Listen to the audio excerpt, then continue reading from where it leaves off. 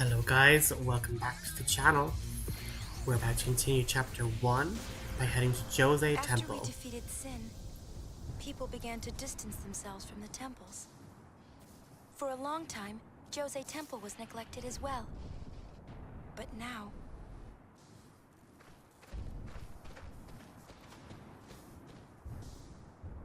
So basically Djose has been taken over by the Machina faction, or the rebranded machine faction.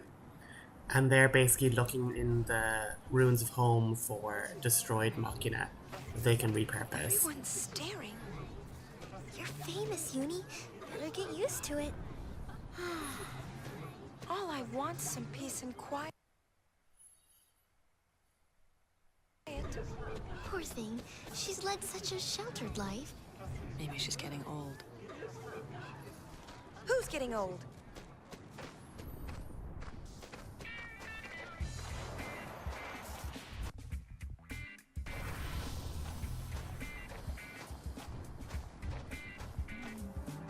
That's Kipple, leader of the machine faction.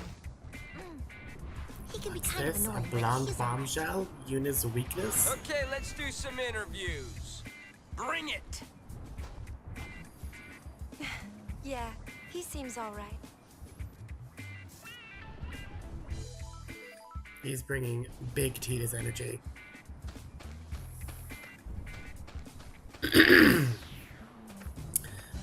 But basically there's a queue, but you have to talk to people to get the queue to move on. But we can also do our publicity, which is great. And yeah, she's basically saying like, oh, but like aren't machines just Machina? And it's like, yeah, that's the crux of this whole issue. They're trying to rebrand machines so it's not as awkward. But basically publicity is option number 3 and matchmaking is option number 4 for this lady by the Dressphere.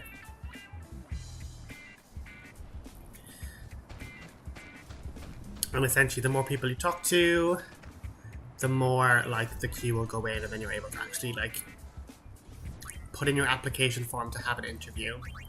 But this lady is option number 1 for publicity and option number 5 for matchmaking. And then, as I say, do the matchmaking and then just talk to people. But this guy in green, he's option number 2.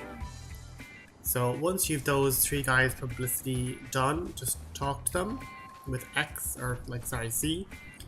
And it just makes the crowd move that little bit quicker.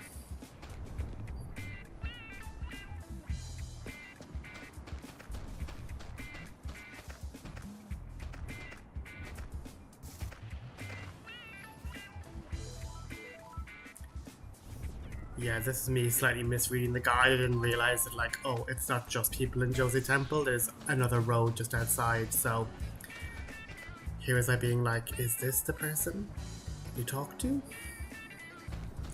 But yeah, you can just sort of stand still and it'll let the crowd move, but if you just talk to people, you're getting a bit of info as well on the whole situation. But what's funny here is they have like this big Yevon dressed guy, like kind of quarantined back here, and he is just so enthusiastic. And yet the guy's like, we're just trying to tell him to like change out of these layers and layers of robes because he's going to the desert and he'll pass out if he's like in all these clothes. It's kind of funny. But in general, the fashion sense in Spira is certainly unique. These guys don't look too bad, but like certain characters, shall we say, commanders of certain Youth League forces, shall we say, have interesting dress sense. But like, yeah, lots of people loving like harness gear and stuff. Yeah, it's, and goggles. Yeah, I love goggles. But like, it makes sense because they're from like the desert and stuff. Och how we killed the Guardian? Kipple! I feel like because they do give you new game plus options, and I feel like having the full. You here for an interview? Oh, that primers would be super interesting. The Great For, High like, the Summoner whole game. wants an interview? former summoner. All right, follow me.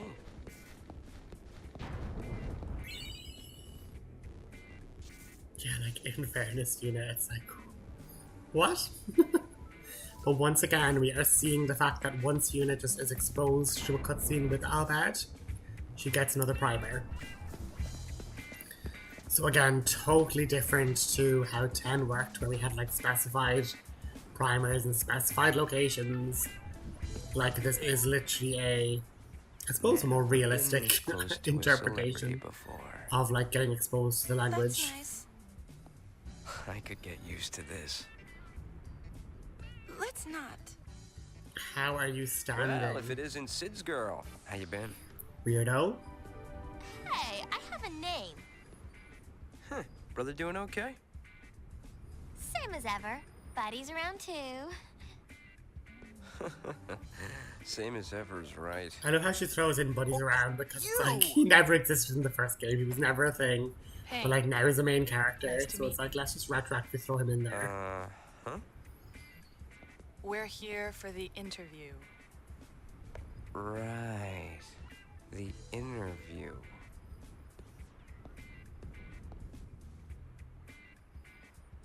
You sure you want to dig? Strange. We're talking about the desert, That's ladies. suspicious. Not exactly a picnic.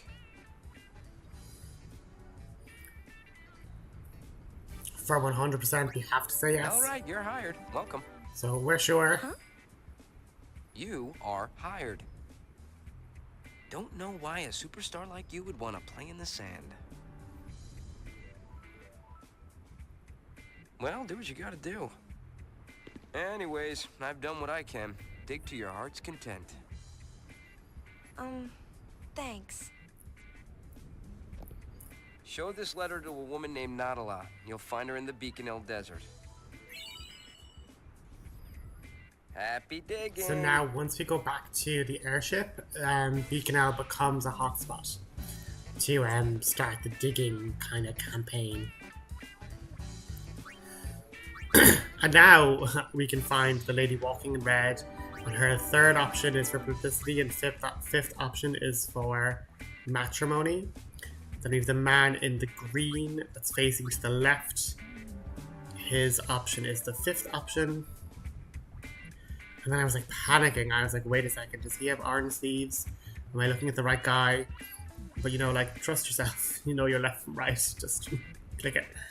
And then the other guy is the guy with the orange shirt and green sleeves to our right there. And his option for publicity is the fourth option.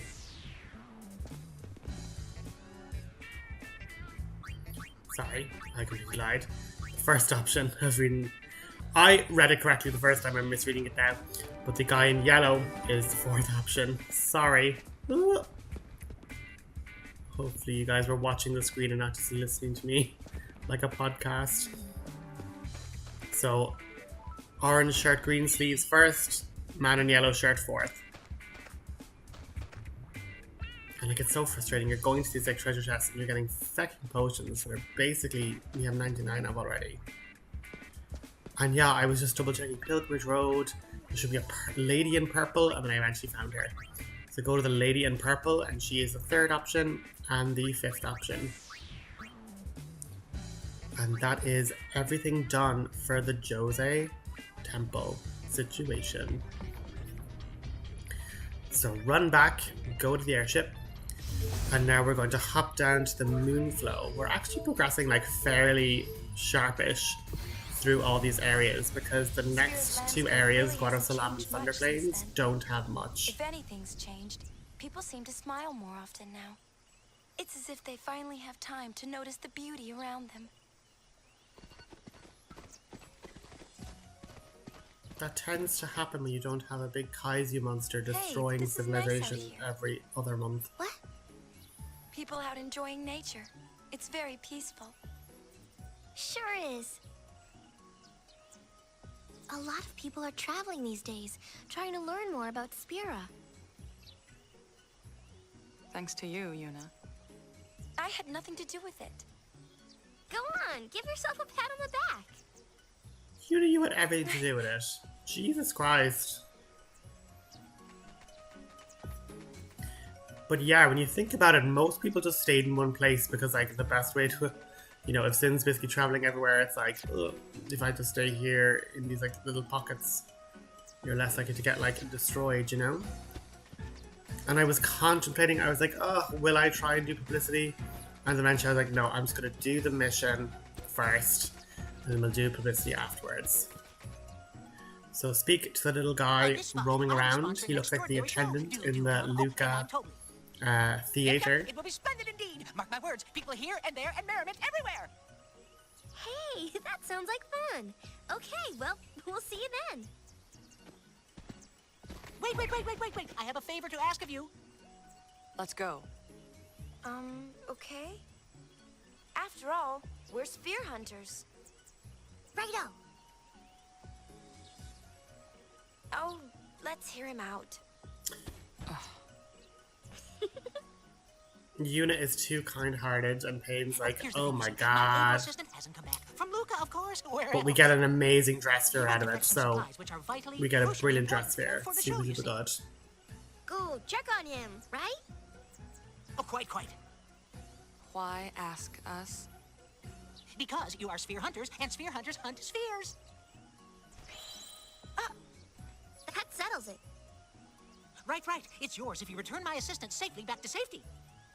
I'm thinking he must be over in the general vicinity of Djose Temple. Oh, and he's Hypello. And like, this is where the danger is. You have to go to each area via the airship, or you can potentially mess up your 100%. Because if you ran from Djose up through the Moonflow, you might have stumbled upon the Hypello, talked to him there, and then brought him back, and therefore missed this entire initial conversation with Tobli, and therefore missing out on your 100%. So in general, even if you can walk to a new area, it's just better to beam back to the airship and teleport down. And so I times 4 speed and just ran down, and then when you hear this, and like that, you can hear this coming the other way from Djose, so that's where it's risky. So just go to each place via the airship. But we found Toby's assistant, and it's probably a good idea. I didn't, which was like really, really risky, but it's probably a good idea to make a save just before you start this mission. Because you'll see bandits on the road, and if they manage to run away with any of the cargo, you mess up the mission, and you don't want that. So basically, you have to like walk with the wagon, and then there's going to be bandits coming along and hopping on your wagon and stealing the briefcases, and basically you just run up to them and press C to like attack them basically. Oh no, bandits, we are under siege.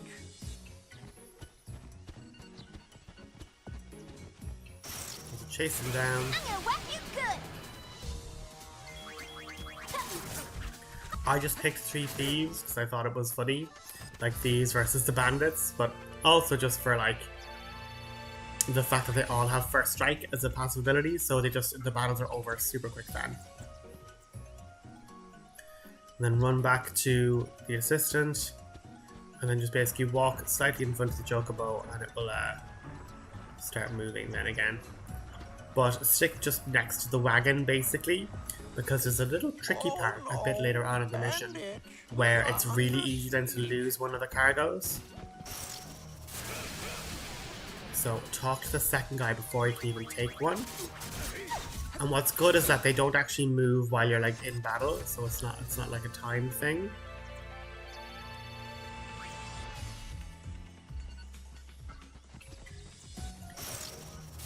Once you catch him, chase this other guy down.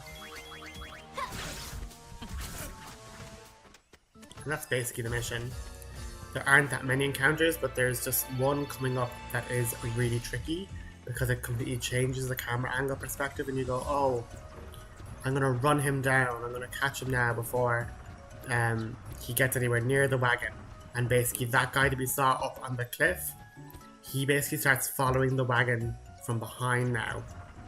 Well, not now, like you can't actually like encounter him.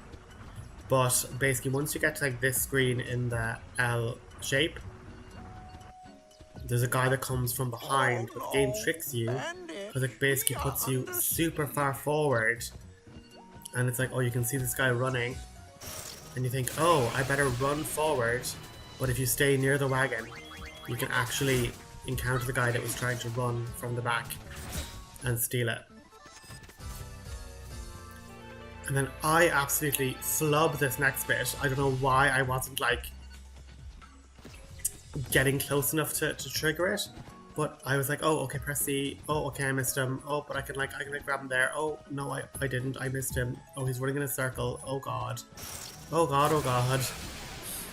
But just don't give up. Run after him. And that is the mission over then.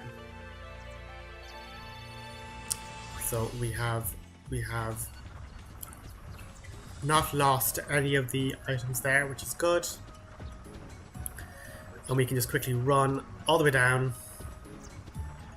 back to the Moonflow, and the mission's over now, basically, so we're grand.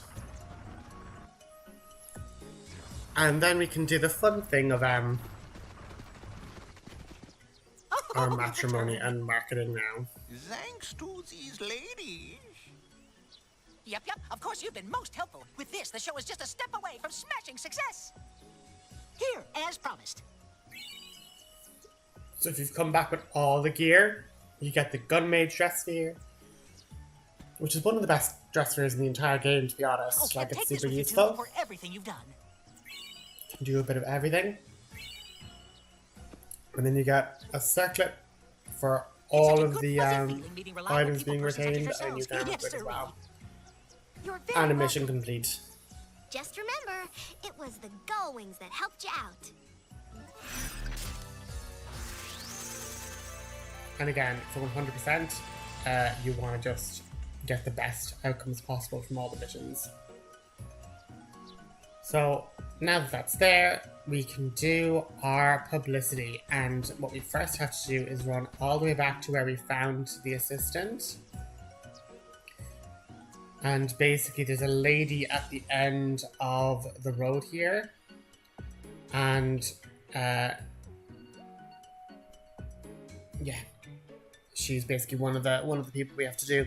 So I probably could have ran by the Hypello, but just in case, you know.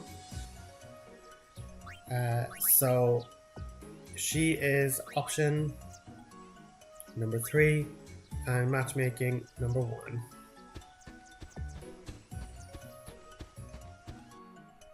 And then this troubles me. This troubles me a lot, because then the next matchmaking person, which it just disturbed me when I was like looking at the guide, being like, no, I must be misreading it. But apparently the little girl that's walking around there, you can do for the publicity, which like we've done with other kids on like the Meehan High Road and stuff. But then for some reason she's a matrimony option, and I was like, no, this can't be right. I must be confused. And that's just where I lingered on this for so long, and I was like, oh, guide, no. Did you mean the lady in orange by the save point? And then it was like, no, this does say walking around. So that just made me feel really awkward. And I was even double checking, yeah, no, it's in the right area, the Moonflow South Wharf. So like, was not a good vibe at all. But anyway, I then was like, any other female character in this zone, no, I can't even do any sort of publicity with you. So yeah, I mean, listen, maybe he'll go home and tell her mom that like there's a bachelor, that they could become like a little family. Maybe that's what this is for. Maybe. Such strangeness there. But anyway, we're also telling children to go gamble on slot machines, so I suppose in general it's like not the best. But cross on the shoe puff, the same shoe puff Surject attacked, and you know, we can still see his little scarred leg. And this time we're not going to get ambushed and taken underwater by Riku in a machine. But basically the lady up on the top there, she's our other person to talk to for publicity. So she is option 5 and option 4. So option 5 for publicity. And option 4 for matchmaking. And then we have the two extremes of matchmaking with because on the very last person it is a lady at the north end of the Moonflow, and we're just gonna skedaddle along to there. I was like double checking, is this the area? No, this is still technically the wharf, and it's literally right before the entrance to a Guadosalam basically. And so we're just gonna Naruto run. And this is where I was like, I think I must have misread, because I'm like, there is just an old lady down there. But the old lady is in fact who we're going to contemplate sending as a potential suitor. But again, maybe she has like a granddaughter that might be interested in marrying well, you know? So option 1 and option 5, and then we are running back to the airship. That is everything done in the Moonflow, and then we probably literally could have just ran into Guadosalam, but we wanted to check in with Riku and Pain. Bit sus, Pain, can't really say that. And we also have the Gunmage as well, so we're going to have to learn. And the whole trick with the Gunmage is that she can scan and basically do lots of damage to specific enemy types, and then also learn enemy skills like Kamari could. So super looking forward to learning all of those. That's going to be a 5-chapter commitment. You can't get them all in chapter 1, unfortunately. But I'll show clips in the next episode on how you can kind of do that. But basically, we're going to move on to Guadosalam, and basically we should have 15% at the moment if we're following along. So Guadosalam is literally just that kind of inner monologue cutscene from Yuna, so not too, I suppose, important of a thing. Home of the Guado. You remember, right? But the Guado are no longer here. Some people think they deserved all that happened for what they did to Spira. They have a point, but it seems like such a sad way to look at things.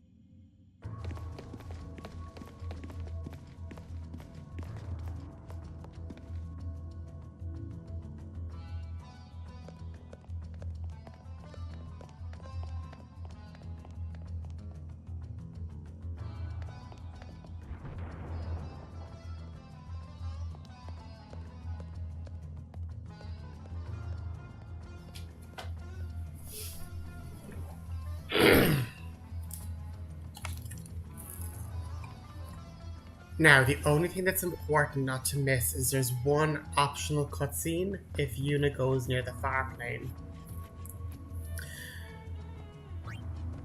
But we'll do publicity first as we go there. So the boy next to Dressphere is option 1. The man in the shop here is option 2.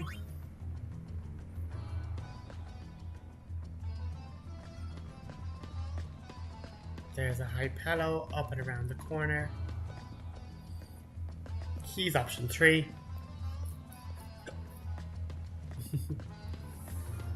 As you can see, there's some of LeBlanc's goons, so clearly LeBlanc has took over Seymour's house. And so basically, I was kind of struggling to find where the Hypello was, but I'm like, I know that I have to get a The cutscene of her Farplane, going near the place Farplane, that unites the so living do not miss with this their for memory of the 100%. dead. I've thought about going in so many times, hoping that I might see you there. But I never have. I think I probably never will.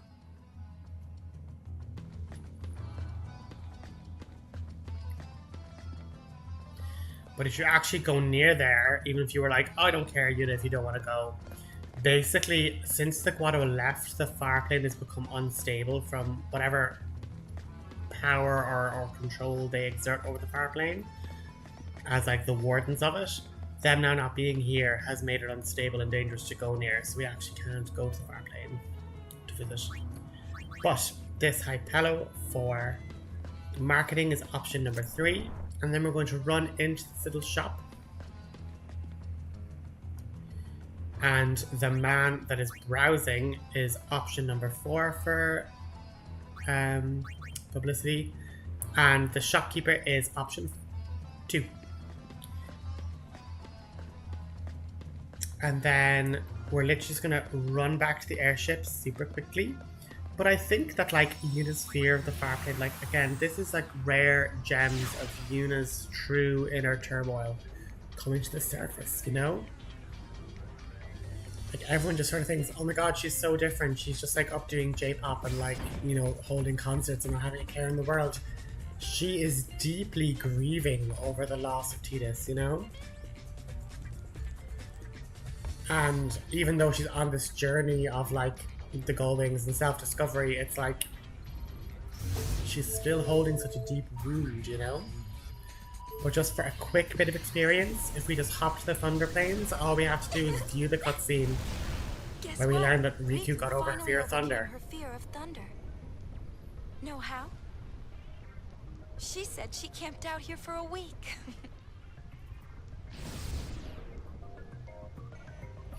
And I think I'm just going to throw in a little bit on the learning the blue bullets, which are the fiend skills. You just have to get hit by certain skills, and a big thing is using confusion to cause certain enemies to use positive effects on the party. So basically you go into the fiend arena and you use your psychic Dressphere to confuse certain enemies, the mushroom ones and the floaty guys, and you can basically get 3 blue bullets, and then you fight the Corals. That data corrupted, but you can fight Corals, and if they hit you with Blaster, you also learn a blue bullet, and those are basically all the blue bullets in the game that you can learn at the moment. But we'll get back there eventually. But that's going to be this episode, guys. Thanks for watching. Really appreciate it. Look forward to the next one. Thanks.